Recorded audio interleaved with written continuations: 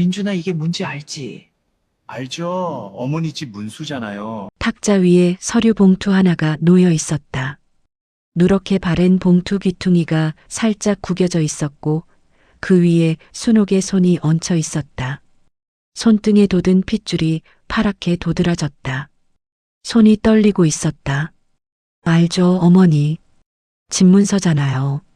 아들 민준이 소파에서 몸을 앞으로 기울였다. 며느리 세진은 그 옆에서 손톱을 매만지다가 고개만 살짝 들었다. 묻는 말도 아니었고 놀라는 기색도 아니었다. 마치 오늘 이 자리가 있을 것을 오래전부터 알고 있었다는 듯 그 목소리는 가볍고 건조했다. 순옥은 봉투를 밀어내지 못했다. 손이 그 자리에 붙어 있는 것처럼 떨어지지 않았다. 30년이었다. 남편이 쓰러지던 새벽도 혼자 월세 봉투를 들고 부동산 사무실을 찾아가던 겨울도 밤새 도배지를 혼자 뜯어내다 손톱이 깨지던 늦가을 밤도 이 집이 버텨줬다. 벽이 울어주고 마루가 안아줬다. 순옥의 30년이 이 봉투 안에 접혀 있었다. 엄마, 우리 같이 살 거잖아요. 그러니까 주시는 거잖아요. 맞죠? 민준이 어색하게 웃으며 말했다. 그 웃음이 눈까지 올라오지 못했다. 입꼬리만 올라갔다가 내려왔다. 그래. 같이 사는 거야. 그러니까 주는 거고.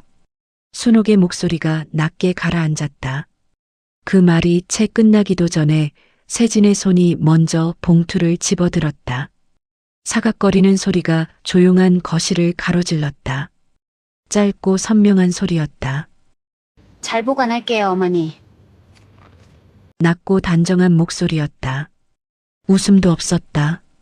고맙다는 말도 없었다. 봉투를 받아든 손이 조금의 망설임도 없이 가방 안으로 집어넣었다. 지퍼가 닫혔다. 찰칵. 순옥은 그 소리를 오래 기억하게 될 것이었다. 봉투가 손을 떠나던 순간의 허전함을, 갑자기 가벼워진 탁자를, 어딘가 멀어진 것 같은데 무엇이 멀어진 건지 말할 수 없었던 그 감각을, 그리고 아무도 몰랐겠지만 무릎 위에서 조용히 주먹을 쥐었다가 폈던 그 손을. 민준이 일어서며 말했다. 어머니, 잘하셨어요. 우리 잘 살게요. 목소리가 밝았다. 너무 밝아서 오히려 이상했다. 세진은 이미 가방을 어깨에 걸고 있었다. 순옥은 대답하지 않았다. 두 사람이 현관을 나서는 소리를 들었다. 문이 닫혔다. 집안이 조용해졌다. 냉장고 돌아가는 소리만 남았다. 순옥은 탁자 앞에 한참을 앉아 있었다. 봉투가 있던 자리를 바라봤다. 나무결 위에 먼지가 얇게 앉아 있었다. 손바닥으로 천천히 쓸어냈다. 아무것도 없었다. 창밖에 봄이 가고 있었다. 바람이 창틀을 흔들었다. 30년 동안 들어온 바람이었다. 그런데 오늘따라 그 바람이 조금 낯설게 느껴졌다. 순옥은 자리에서 일어나 부엌으로 갔다.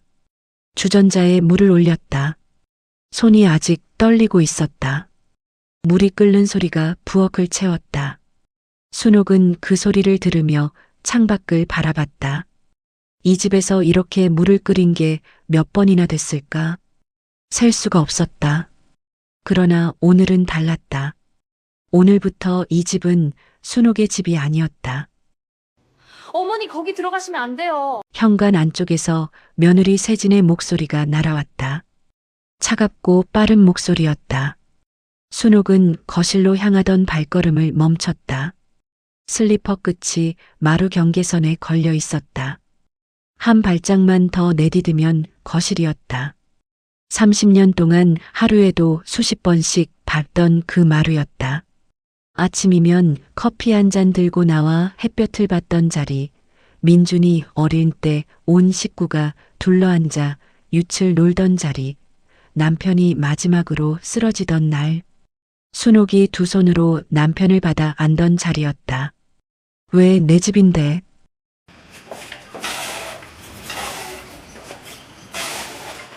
아, 어머니. 지금 인테리어 공사 중이에요. 냄새도 심하고 먼지도 많아서요. 그냥 방에 계세요. 순옥은 그 자리에 서서 거실을 바라봤다. 비닐이 깔려 있었다. 낯선 남자 둘이 벽에 뭔가를 바르고 있었다. 순옥이 직접 고른 미색 벽지가 길게 뜯겨 바닥에 쌓여 있었다.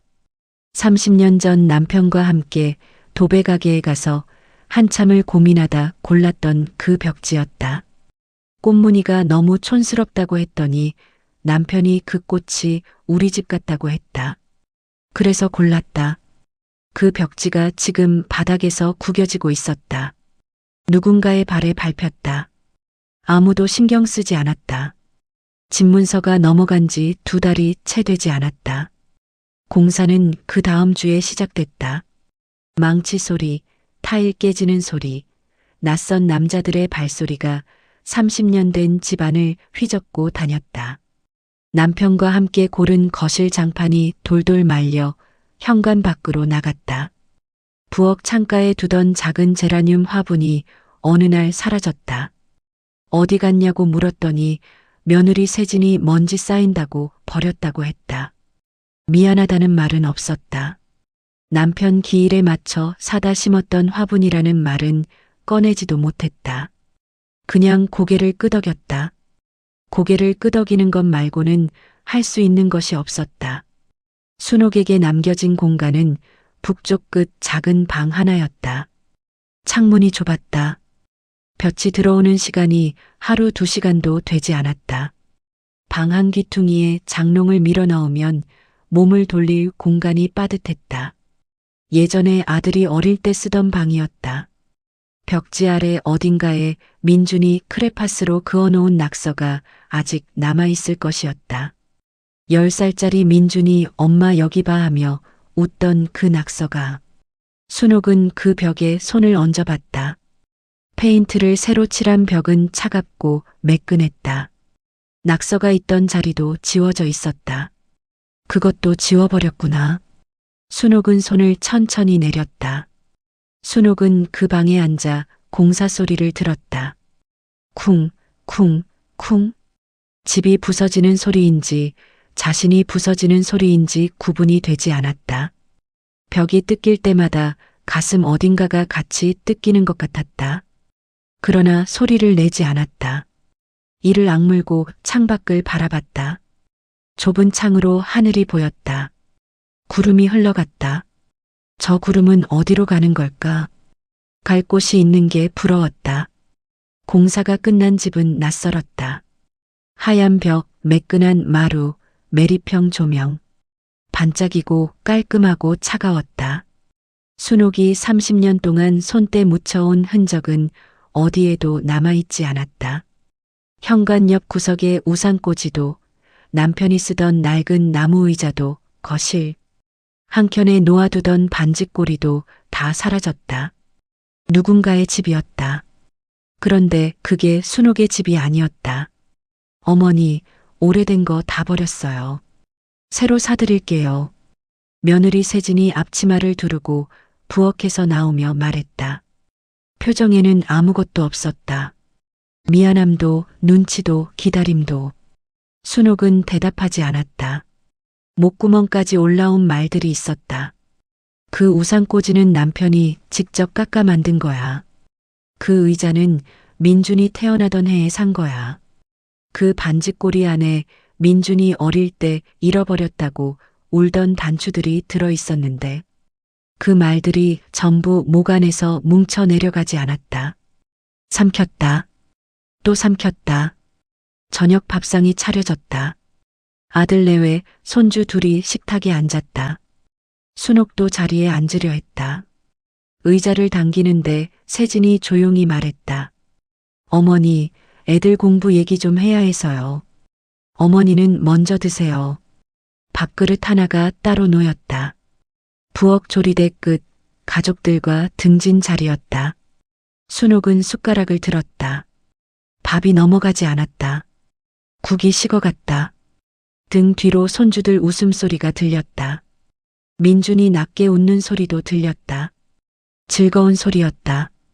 순옥은 그 소리가 등 뒤에서 들린다는 게 이상하게 서러웠다. 돌아보고 싶었다. 그러나 돌아보지 않았다. 숟가락을 내려놨다. 창밖으로 저녁이 내려앉고 있었다. 30년 동안 이 집에서 밥을 지었다. 30년 동안 이 부엌에서 가족들 밥을 먼저 담았다.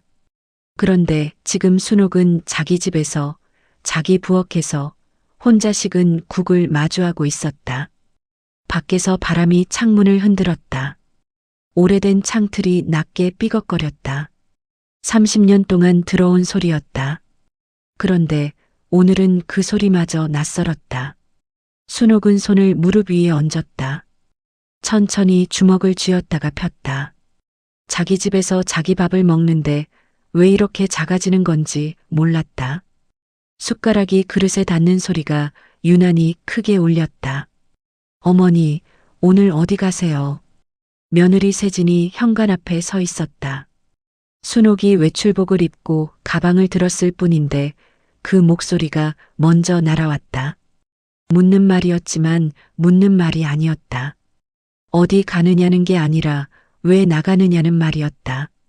복지관에 좀 가려고. 어머니, 요즘 동네에 이상한 사람들 많아요.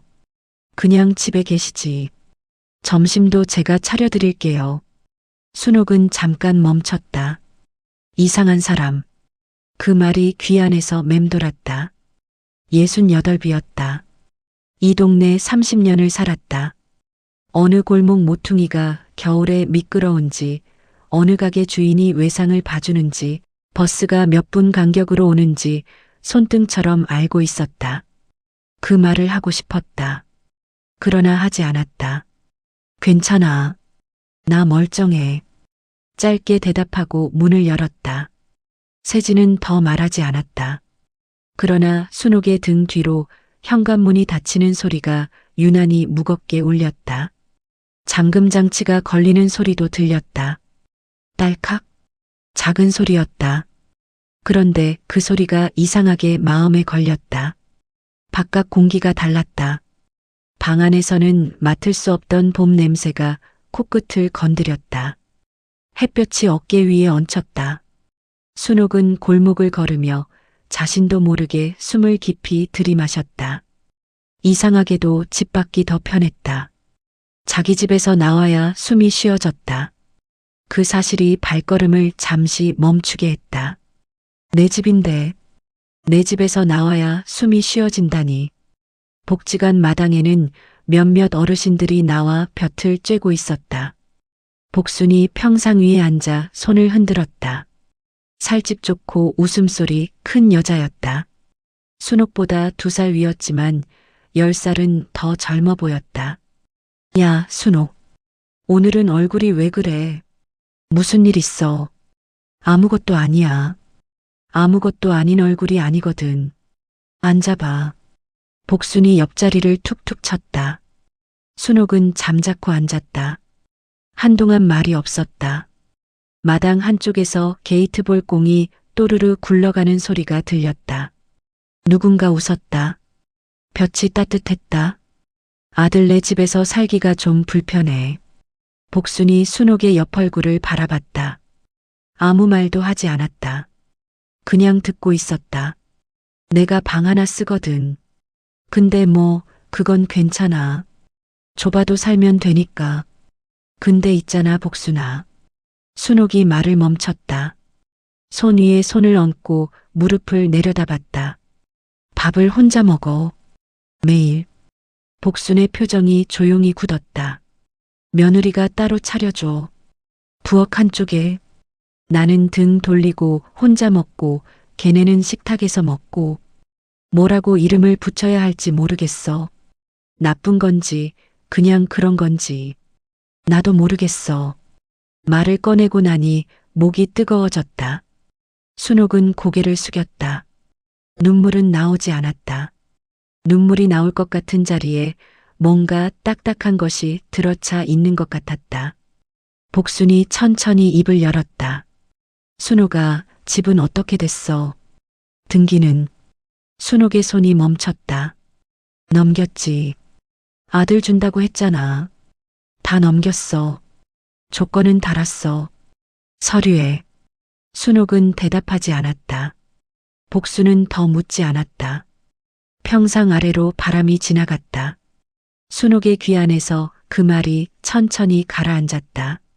서류에 서면으로 조건을 달았느냐는 말이었다.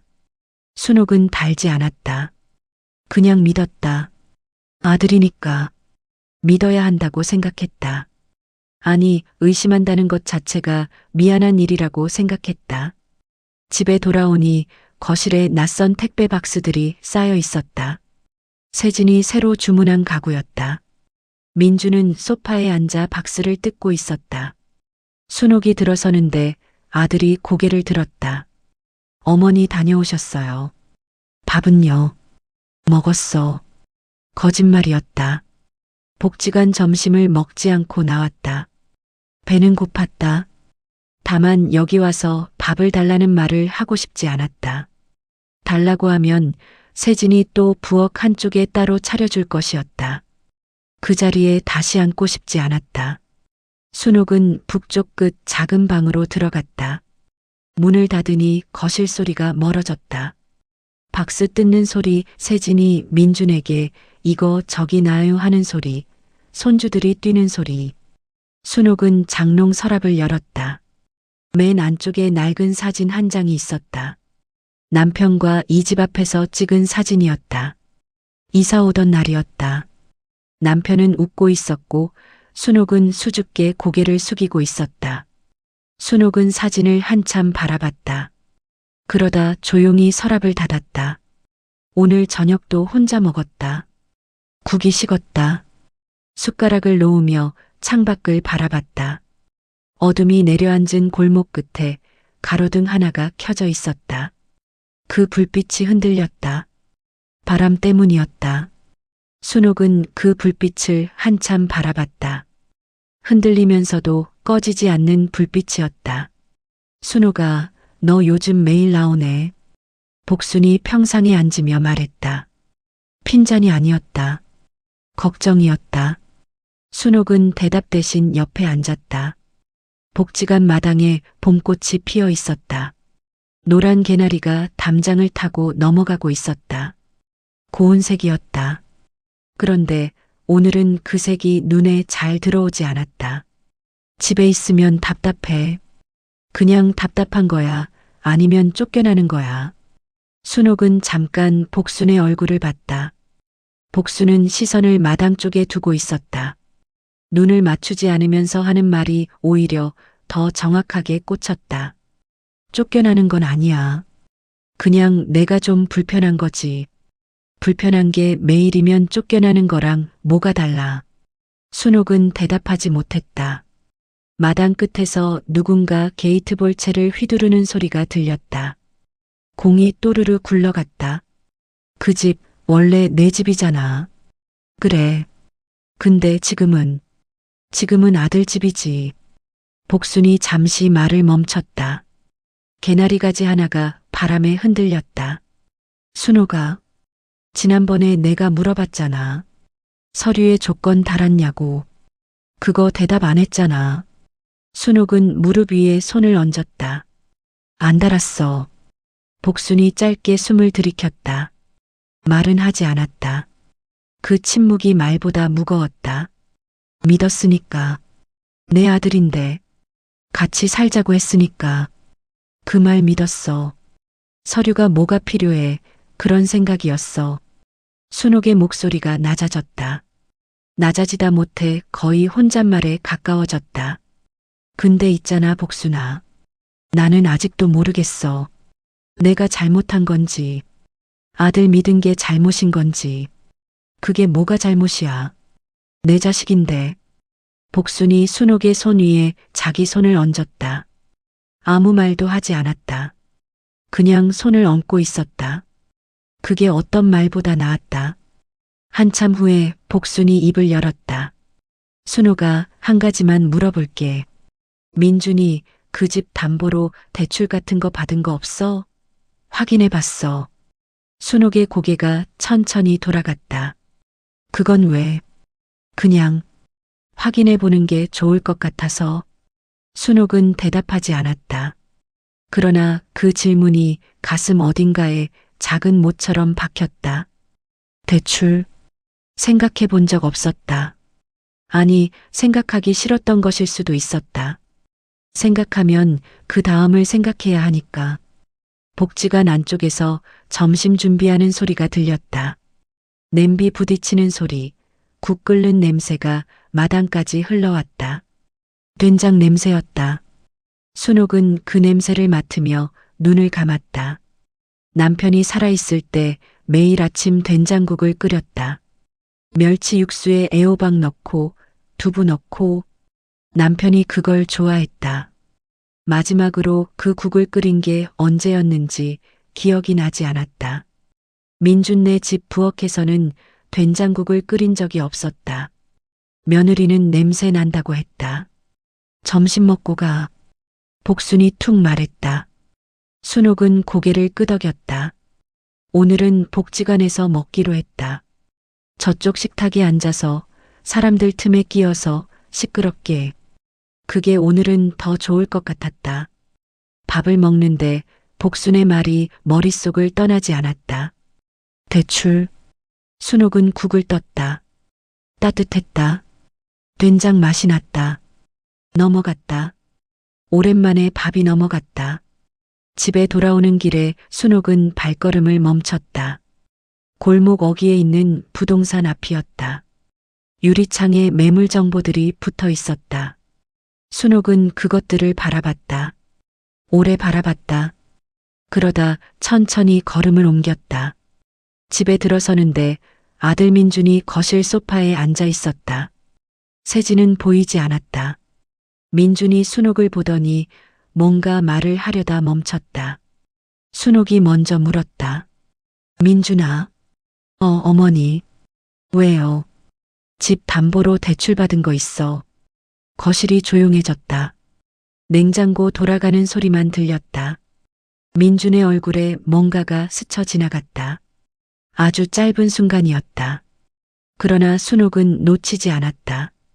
30년 넘게 그 얼굴을 봐왔다. 아들이 거짓말할 때 어떤 표정을 짓는지 알고 있었다. 없어요. 왜 그런 말을 해요, 어머니? 순옥은 더 묻지 않았다. 고개를 끄덕이고 방으로 들어갔다. 문을 닫았다. 어둠 속에 서 있었다. 불도 켜지 않았다.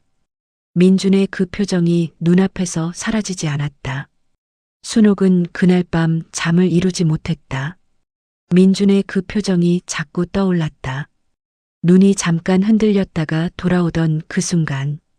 30년 넘게 그 얼굴을 봐왔다. 어릴 때 반찬 몰래 먹고 아니라고 할 때도, 성적표 구겨넣고 딴 데 갔다 올 때도 저 표정이었다.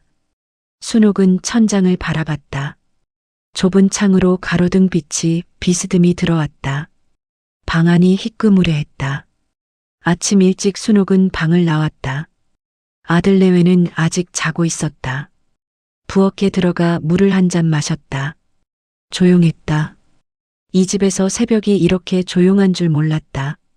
예전엔 새벽에 혼자 일어나 밥을 안 치고 국을 올리고 그러면 집안이 금세 따뜻해졌는데 지금은 부엌에 서 있는데도 차가웠다. 순옥은 조심스럽게 민준의 서재 문을 열었다. 책상 위에 서류들이 쌓여 있었다. 손을 뻗었다가 멈췄다. 뒤졌다가 들키면 어떻게 되는 건가? 그런데 들키면 어떻게 되는 건가? 내 집이었는데. 아니, 지금은 내 집이 아닌데. 그 생각이 손을 멈추게 했다. 그냥 나왔다. 복지관 가는 길에 법무사 사무실 앞을 지났다. 유리문 너머로 젊은 직원이 보였다. 순옥은 걸음을 멈췄다. 한참을 서 있다가 문을 밀었다. 어르신, 어떻게 오셨어요? 저기 등기부등본이라는 걸 떼면 담보대출 같은 거 나오나요? 네, 근저당권 설정이 되어 있으면 나와요. 인터넷으로도 떼실 수 있고 여기서도 해드릴 수 있어요. 얼마예요? 수수료 1,000원이에요. 순옥은 지갑을 열었다. 손이 약간 떨렸다. 등기부등본이 나왔다. 직원이 건네줬다. 순옥은 사무실 한켠에 서서 서류를 펼쳤다. 을구란이었다. 근저당권 설정. 채권 최고액 2억 4천만 원. 설정일자는 집문서가 넘어간 지 4개월째 되던 날이었다. 순옥은 서류를 들고 한동안 움직이지 못했다. 2억 4천만 원. 이 집을 담보로 4개월 만에 그것도 없다고 했다. 어머니, 없어요. 그렇게 말했다. 다리가 풀렸다. 사무실 한쪽 의자에 앉았다. 직원이 괜찮으시냐고 물었다. 괜찮다고 했다. 괜찮지 않았다. 집에 돌아오지 않고 복지관으로 갔다. 복순이 평상에 앉아 있었다. 순옥이 서류를 내밀었다. 복순이 받아서 읽었다. 읽다가 눈썹이 올라갔다. 이게 언제 된 거야? 집 넘기고 4개월 만에. 복순이 서류를 내려놨다. 한참 말이 없었다. 순옥아, 너 집 넘길 때 조건 같은 거 얘기했어? 같이 살자는 거 말고 다른 거? 순옥은 생각했다. 그날의 기억을 꺼냈다. 봉투가 탁자 위에 놓여 있었다. 손이 떨렸다. 같이 살 거잖아요. 민준이 그렇게 말했다. 그래, 같이 사는 거야.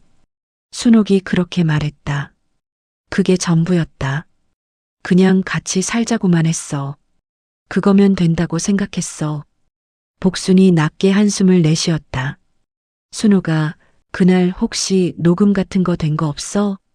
전화기로라도. 순옥은 고개를 저었다. 그런 걸 왜 해? 아들인데. 그 생각이었다.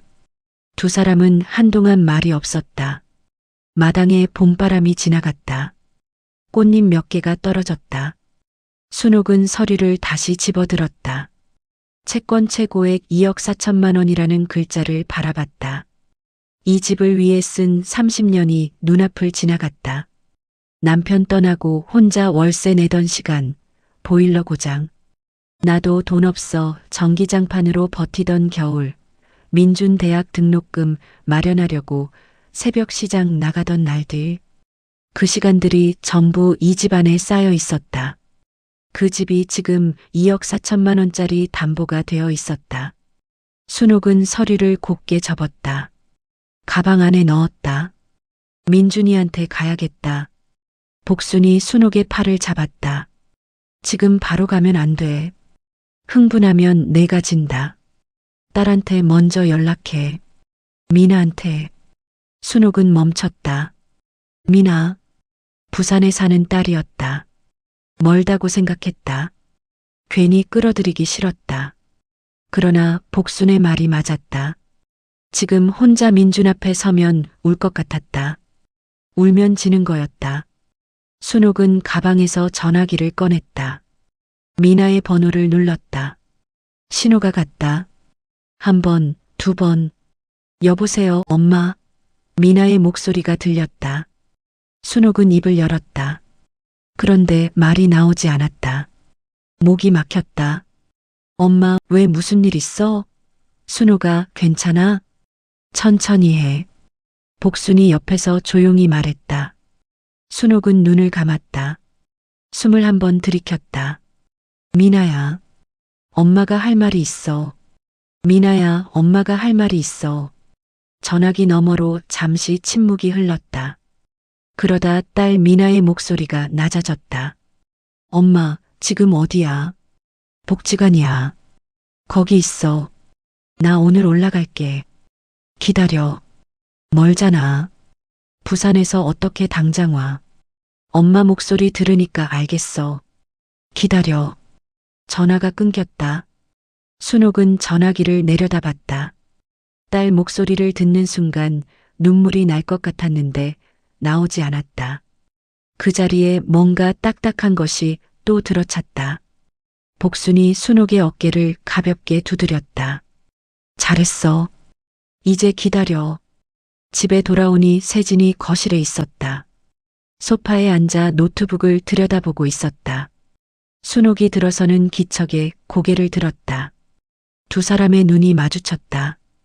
세진이 먼저 시선을 거뒀다. 어머니, 드릴 말씀이 있어요. 순옥은 가방을 내려놓지 않은 채 섰다. 요즘 어머니도 불편하시잖아요. 저희도 좀 그렇고 저희끼리만 사는 공간이 필요하기도 하고. 순옥은 세진의 얼굴을 바라봤다. 세진은 노트북 화면을 보면서 말하고 있었다. 눈을 맞추지 않았다. 근처에 괜찮은 요양원이 있거든요. 시설도 좋고 사람들도 많아서 어머니 외롭지 않으실 것 같아서요. 제가 알아봤는데. 순옥의 귀 안에서 소리가 멀어지는 것 같았다. 요양원. 그 단어가 공기 중에 떠 있었다. 시설도 좋고 사람들도 많고 외롭지 않으실 것 같고. 말은 배려처럼 들렸다. 그러나 배려가 아니었다. 순옥은 그걸 알았다. 민준이는 애아빠도 동의했어요. 순옥은 천천히 소파 쪽을 봤다. 민주는 없었다. 이 말을 아들 없이 며느리 혼자 꺼내고 있었다. 그것도 눈을 맞추지 않고. 뭐라고 했어? 민준이에게 직접 들을게. 세진의 손이 잠깐 멈췄다. 나중에 같이 얘기해요. 지금 어디 있어? 회사요. 순옥은 가방을 들고 방으로 들어갔다. 등을 문에 기댔다. 천장을 올려다봤다. 요양원. 그 말이 방 안을 채우는 것 같았다. 숨이 조금 가빠졌다. 창문을 열었다. 바깥 공기가 들어왔다. 차가웠다. 봄인데 차가웠다. 민준이 저녁에 들어왔다. 순옥은 방에서 나왔다. 민준이 현관에서 구두를 벗고 있었다. 순옥이 거실 한가운데 서서 기다렸다. 민준이 고개를 들다가 순옥의 얼굴을 보고 멈췄다. 민준아. 어머니. 왜요? 며느리가 요양원 얘기하던데.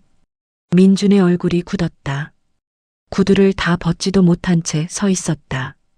그거 어머니 좋으실까 해서요. 시설도. 민준아. 순옥의 목소리가 낮게 깔렸다. 민준이 입을 다물었다. 내가 짐이야? 순옥은 그 말을 천천히 꺼냈다. 감정을 누르면서 꺼냈다. 떨지 않으려고 했다. 그런데 마지막 한 글자에서 목소리가 흔들렸다. 어머니, 그런 뜻이 아니라요. 그럼 무슨 뜻이야? 내가 이 집 줬어. 같이 살자고 줬어. 근데 요양원 가라고? 그게 무슨 뜻이야? 민준이 시선을 피했다. 발끝을 봤다. 세진이가 좀 힘들어해서요. 세진이가 힘든 거랑 내가 요양원 가는 게 무슨 상관이야. 내 어머니가 짐이야 아니야. 그것만 말해. 민주는 대답하지 않았다. 그 침묵이 대답이었다. 순옥은 알았다. 아들이 지금 무슨 말을 못하고 있는지, 못하는 게 아니라 안 하는 건지도 알았다. 순옥은 돌아섰다. 방으로 들어가려다 멈췄다. 등을 민준에게 보인 채로 말했다. 나 짐 아니야. 내가 낳은 자식한테도 짐소리 들을 사람 아니야. 문을 닫았다. 이번엔 천천히 닫았다. 소리나지 않게. 그게 더 단단하게 느껴졌다. 방 안에 서서 손을 내려다봤다. 떨고 있었다. 그런데 이번엔 그 떨림이 슬픔이 아니었다. 다른 것이었다. 뭔가 오랫동안 꾹 눌려있던 것이 드디어 고개를 드는 느낌이었다. 가방에서 등기부등본을 꺼냈다. 반듯하게 펼쳐서 책상 위에 올려놨다. 채권 최고액 2억 4천만 원. 그 글자를 손가락으로 짚었다. 차갑고 선명했다. 내일 미나가 온다. 순옥은 처음으로 입꼬리가 조금 올라가는 걸 느꼈다. 웃음이 아니었다. 그러나 무너지지 않겠다는 것과 가까운 표정이었다. 딸 미나가 도착한 건 다음 날 오후였다. 현관문이 열리는 소리가 났다. 순옥이 방에서 나오니 미나가 캐리어를 끌고 서 있었다. 여행 가방치고는 컸다.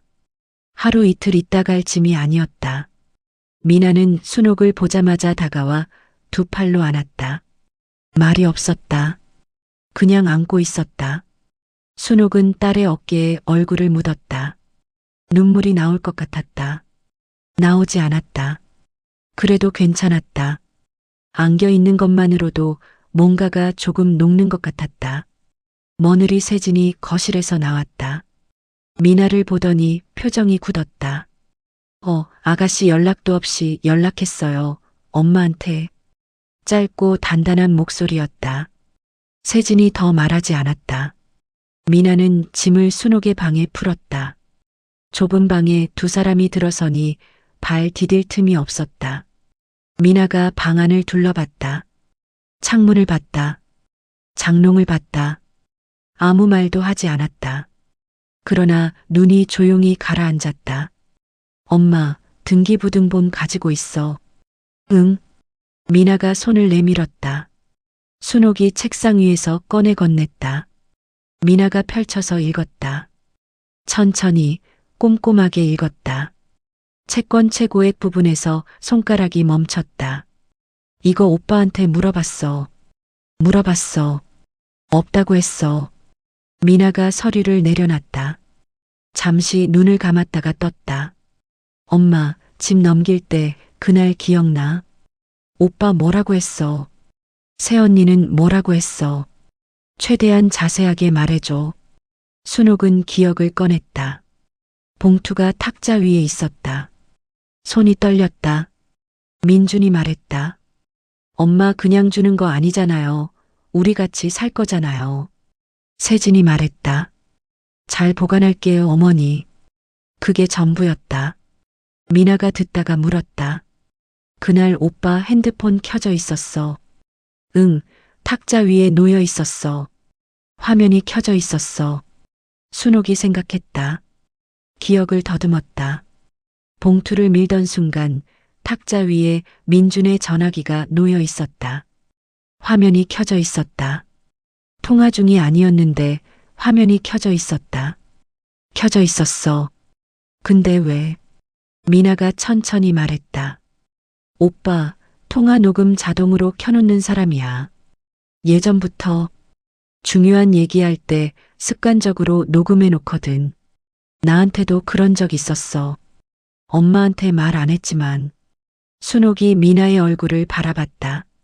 그럼 그날 녹음이 남아있을 수도 있어. 오빠 전화기에. 두 사람 사이에 잠시 침묵이 흘렀다. 창밖에서 바람이 지나갔다. 그거 어떻게 꺼내? 민준이가 줄 리가 없잖아. 미나가 입술을 가볍게 깨물었다. 오빠가 예전에 클라우드 백업 써. 나랑 같이 쓰던 계정이 있어. 비밀번호 아직 바꿨는지 모르겠는데. 미나가 전화기를 꺼냈다. 손가락이 빠르게 움직였다. 앱을 열고 계정을 입력했다. 잠시 로딩이 됐다. 들어가진다. 미나의 목소리가 낮아졌다. 순옥은 미나의 전화기 화면을 들여다봤다. 파일 목록이 쭉 펼쳐졌다. 날짜별로 정렬된 녹음 파일들이었다. 미나가 날짜를 찾았다. 집문서를 넘기던 그날이었다. 파일이 있었다. 미나가 재생 버튼을 눌렀다. 잡음이 조금 섞인 소리가 흘러나왔다. 그러다 목소리가 들렸다. 민준이 목소리였다. 엄마 그냥 주는 거 아니잖아요. 우리 같이 살 거잖아요. 그 다음엔 순옥의 목소리였다. 그래, 같이 사는 거야. 그러니까 주는 거고. 그리고 며느리 세진의 목소리. 잘 보관할게요, 어머니. 녹음이 이어졌다. 그 뒤에 민준의 목소리가 한마디 더 있었다. 순옥이 기억하지 못했던 말이었다. 어머니, 저희 집에 모시는 거니까 걱정 마세요. 평생 같이 살 거예요. 순옥은 그 목소리를 들으며 눈을 감았다. 평생 같이 살 거예요. 그 말이 공기 중에 퍼졌다가 사라졌다. 미나가 재생을 멈췄다. 두 사람은 한동안 말이 없었다. 엄마. 응. 이거면 돼. 순옥은 눈을 떴다. 미나의 얼굴을 바라봤다. 미나의 눈이 단단했다. 울지 않았다. 순옥도 울지 않았다. 그날 저녁 미나는 민준에게 말했다. 오빠, 나 클라우드에서 녹음 파일 찾았어. 그 말 한마디에 거실이 조용해졌다. 세진의 얼굴에서 뭔가가 순식간에 빠져나갔다. 민주는 소파에 앉은 채 굳어 있었다. 미나가 덧붙였다. 내일 법무사 사무실에서 보자. 셋이 같이. 아무도 대답하지 않았다. 그러나 아무도 안 된다고 하지도 않았다. 순옥은 방으로 돌아왔다. 가방에서 등기부등본을 꺼냈다. 그 옆에 미나의 전화기에서 옮겨 담은 녹음 파일 메모를 나란히 놓았다. 그리고 장롱 서랍을 열었다. 맨 안쪽에 있던 낡은 사진을 꺼냈다. 이사 오던 날 남편과 함께 찍은 사진이었다. 남편은 웃고 있었다. 순옥은 그 사진을 한참 바라봤다. 당신, 나 잘하고 있지. 소리 없이 입술만 달싹였다. 대답은 없었다. 그러나 사진 속 남편의 웃음이 오늘따라 조금 더 크게 느껴졌다. 법무사 사무실은 작고 조용한 곳이었다. 유리문을 열고 들어서니 서류 냄새가 났다. 오래된 종이와 잉크 냄새가 섞인 그 냄새가 이상하게 순옥을 긴장시켰다. 미나가 먼저 들어서고 순옥이 그 뒤를 따랐다. 민준과 세진은 이미 와 있었다. 나란히 앉아 있었는데 나란히 있는 게 아닌 것 같았다. 두 사람 사이에 공기가 어색하게 떠 있었다. 복순도 왔다. 미나가 전날 밤 연락했다. 증인이 필요하다고 했다. 복순은 두말하지 않았다. 아침 일찍 한복 대신 단정한 외출복을 차려입고 나왔다. 법무사가 자리에 앉았다. 중년의 남자였다. 서류들을 천천히 살폈다. 오늘 이 자리는 부동산 소유권 이전 당시의 구두합의 내용을 확인하고 현재 근저당권 설정의 경위를 파악하기 위한 자리입니다. 미나 씨 말씀하시겠어요? 미나가 전화기를 꺼냈다. 테이블 위에 놓았다. 이게 집 넘기던 날 녹음된 파일이에요. 오빠 전화기에서 자동 녹음된 거예요. 세진의 눈이 전화기를 향했다. 민주는 시선을 테이블 위에 고정했다. 미나가 재생 버튼을 눌렀다. 엄마 그냥 주는 거 아니잖아요. 우리 같이 살 거잖아요. 그래, 같이 사는 거야. 그러니까 주는 거고. 잘 보관할게요, 어머니. 그리고 마지막 목소리. 어머니, 저희 집에 모시는 거니까 걱정 마세요. 평생 같이 살 거예요. 녹음이 끝났다. 사무실 안이 조용했다. 시계 초침 소리만 들렸다. 법무사가 천천히 안경을 고쳐 썼다. 평생 같이 산다는 조건 하에 소유권을 이전한 것으로 볼 수 있습니다. 구두 합의도 계약으로 인정될 수 있어요. 특히 이렇게 녹음이 남아있다면. 민준이 입을 열었다. 그건 그냥 한 말이에요. 공식적인 계약이 아니잖아요. 미나가 조용히 받았다. 오빠, 그 말하고 집 받았잖아. 그 말이 조건이었잖아. 민준이 입을 다물었다. 며느리 세진이 말했다. 처음으로 목소리가 흔들렸다. 저희가 모시려고 했어요. 근데 같이 사는 게 쉽지 않잖아요. 어머니도 불편하셨을 거 아니에요. 순옥이 세진을 바라봤다. 세진은 여전히 눈을 맞추지 않았다. 세진아. 순옥이 처음으로 세진의 이름을 직접 불렀다. 세진의 어깨가 살짝 굳었다. 나는 내가 힘든 거 몰랐던 게 아니야. 같이 사는 게 불편한 거 나도 알았어. 근데 그러면 나한테 말을 했어야지. 요양원 알아보기 전에, 집 담보 잡기 전에. 세진의 눈이 처음으로 순옥을 향했다. 담보는 저도 몰랐어요. 사무실 안의 공기가 바뀌었다. 민준이 천천히 고개를 들었다. 세진아. 미나가 민준을 봤다. 오빠, 새언니 몰랐어. 민준은 대답하지 않았다. 그 침묵이 대답이었다. 세진의 얼굴이 하얗게 변했다. 법무사가 조용히 끼어들었다. 근저당권 설정은 소유자 단독으로도 가능합니다. 배우자 동의 없이도 설정이 돼요. 세진이 민준을 봤다. 말이 없었다. 말을 잃은 것 같았다. 민준이 처음으로 제대로 고개를 들었다. 눈이 빨개져 있었다. 사업이 좀 어려웠어요. 급하게 자금이 필요했는데 어머니한테 말하기가 싫었어요. 애엄마한테도 말 못했어요. 그냥 해결하면 된다고 생각했어요. 순옥은 아들의 얼굴을 바라봤다. 빨개진 눈, 굳은 턱. 어릴 때 잘못하고 말 못하던 얼굴이랑 똑같았다. 42살이 되어도 그 얼굴은 그대로였다. 그때 복순이 천천히 입을 열었다. 저도 한 말씀 드려도 될까요? 법무사가 고개를 끄덕였다. 저는 순옥이 친구예요. 순옥이가 복지관에 와서 제일 처음 한 말이 뭔 줄 알아요? 아들네 집에서 살기가 좀 불편하다고 했어요. 불편하다고. 자기 집인데. 자기가 30년 살던 집인데. 그 집에서 불편하다는 말이 제일 먼저 나왔어요. 그게 말이 되는 일이에요? 아무도 말하지 않았다. 복순이 계속했다. 나는 이 사람이 아들 욕 한 번 한 거 못 들었어요. 민준이 잘못했다는 말도 못 들었어요. 그냥 자기가 불편한 거라고만 했어요. 그게 이 사람이에요. 민준의 눈에서 눈물이 흘렀다. 손등으로 닦았다. 닦아도 또 흘렀다. 어머니. 민준이 순옥을 봤다. 죄송해요. 순옥은 아들을 바라봤다. 오래 바라봤다. 그러다 천천히 입을 열었다. 나는 내가 나쁜 놈이라고 생각 안 해. 근데 민준아, 엄마가 짐이었던 건 맞지. 민준이 고개를 떨궜다. 네. 그 한 글자가 사무실 안을 채웠다. 순옥은 눈을 감았다가 떴다. 가방 안에서 등기부등본을 꺼냈다. 테이블 위에 반듯하게 펼쳤다. 이거 어떻게 하면 돼요? 근저당 풀고 나한테 다시 돌려받으려면. 법무사가 서류를 들여다봤다.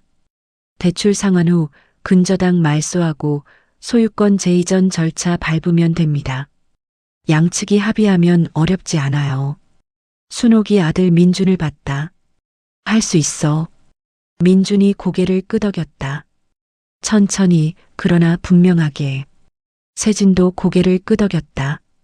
눈이 빨개져 있었다. 사무실 밖으로 나오니 봄 햇살이 쏟아졌다.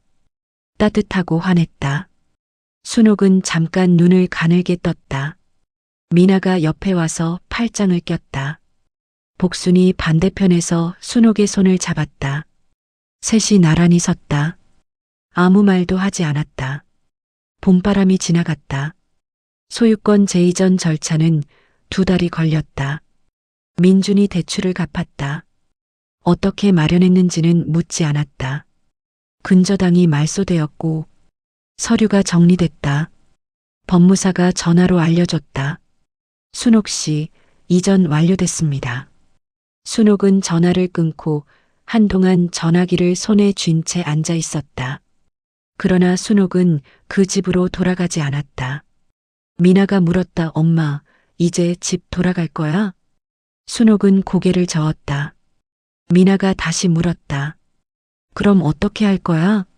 순옥은 잠깐 생각하다가 말했다. 나 전셋집 알아봤어. 미나가 눈을 크게 떴다. 혼자 살게. 작아도 돼. 볕만 잘 들면 돼. 엄마, 괜찮아. 이번엔 내 이름으로 할 거야. 미나는 말을 잇지 못했다. 그러다 조용히 웃었다. 울 것 같은 얼굴로 웃었다. 순옥이 구한 집은 경기도 외곽 소도시의 작은 빌라 2층이었다. 방 2개의 작은 거실. 남향이었다. 아침이면 햇볕이 거실 깊숙이 들어왔다. 창문을 열면 골목 끝에 작은 공원이 보였다. 나무들이 초록으로 물들고 있었다. 이삿날 미나가 올라왔다. 복순도 왔다. 셋이서 짐을 날랐다. 짐이 많지 않았다. 장롱 하나, 작은 책상, 오래된 이불 몇 채, 그리고 장롱 서랍 맨 안쪽에 있던 낡은 사진 한 장. 짐을 다 드리고 나서 셋이 거실 바닥에 앉았다. 미나가 사다 온 김밥을 펼쳤다. 복순이 식혜 캔을 땄다. 순옥은 창밖을 바라봤다. 햇볕이 마루 위로 길게 누워 있었다. 따뜻했다. 오래 그리워했던 온기였다. 맛있다. 순옥이 김밥을 씹으며 말했다. 미나가 웃었다. 복순이 식혜를 마시다 흘릴 뻔했다. 셋이 웃었다. 좁은 거실에 웃음소리가 가득 찼다. 민준이 저녁에 전화를 했다. 순옥은 전화를 받았다. 어머니, 이사 잘 됐어요? 응. 죄송해요, 어머니. 진짜로요. 순옥은 잠깐 창밖을 바라봤다. 골목 끝 공원에 가로등이 켜지고 있었다. 알아. 나도 알아. 어머니. 민준아, 엄마는 괜찮아. 그러니까 너도 잘 살아. 세진이랑, 애들이랑. 그거면 돼. 전화기 너머로 민준이 숨을 삼키는 소리가 들렸다. 어머니도 잘 지내세요. 그래. 전화를 끊었다. 순옥은 전화기를 내려놓고 장롱 서랍을 열었다. 맨 안쪽에서 낡은 사진을 꺼냈다. 이사 오던 날 남편과 함께 찍은 사진이었다. 남편은 웃고 있었다. 순옥은 수줍게 고개를 숙이고 있었다. 둘 다 젊었다. 순옥은 사진을 들고 창가로 갔다. 햇볕이 사진 위에 내려앉았다. 남편의 얼굴이 환하게 보였다. 당신, 나 새집 생겼어. 소리 없이 입술만 달싹였다. 그러다 이번엔 소리를 냈다. 작고 낮은 목소리였지만 분명히 소리를 냈다. 이번엔 내 이름으로. 사진을 창가에 세워뒀다. 그 옆에 새 등기 권리증을 나란히 놓았다. 흰 종이에 검은 글씨. 소유자란에 순옥의 이름이 선명하게 찍혀 있었다. 30년 전 그 봉투를 손 떨며 쥐던 날이 떠올랐다. 그리고 그 봉투를 손 떨며 넘겨주던 날도. 그 사이에 너무 많은 것들이 있었다. 너무 많은 밤들이 있었다. 그런데 지금 이 등기권리증은 떨리지 않는 손으로 들고 있었다. 창밖에 봄이 깊어가고 있었다. 공원의 나무들이 흔들렸다. 바람이 지나갔다. 순옥은 창문을 조금 더 열었다. 봄 냄새가 방 안으로 밀려들었다. 흙 냄새, 꽃 냄새, 햇볕 냄새. 순옥은 그 냄새를 깊이 들이마셨다. 오래, 천천히. 이 집은 내 집이었다. 살면서 가장 믿었던 사람에게 상처받을 때 그 아픔은 말로 다할 수가 없습니다. 그러나 순옥처럼 무너지지 않고 다시 자기 이름으로 삶을 되찾는 사람들이 있습니다. 상처가 끝이 아닙니다. 다시 시작하는 봄은 언제나 옵니다. 오늘 이 이야기가 마음 한켠에 닿으셨다면 좋아요와 구독 부탁드립니다. 금빛 오후에는 삶의 깊은 곳에서 길어올린 이야기들이 매주 여러분을 기다리고 있습니다. 구독 알림 설정해 두시면 새 이야기를 가장 먼저 만나실 수 있어요. 다음 이야기에서 또 뵙겠습니다.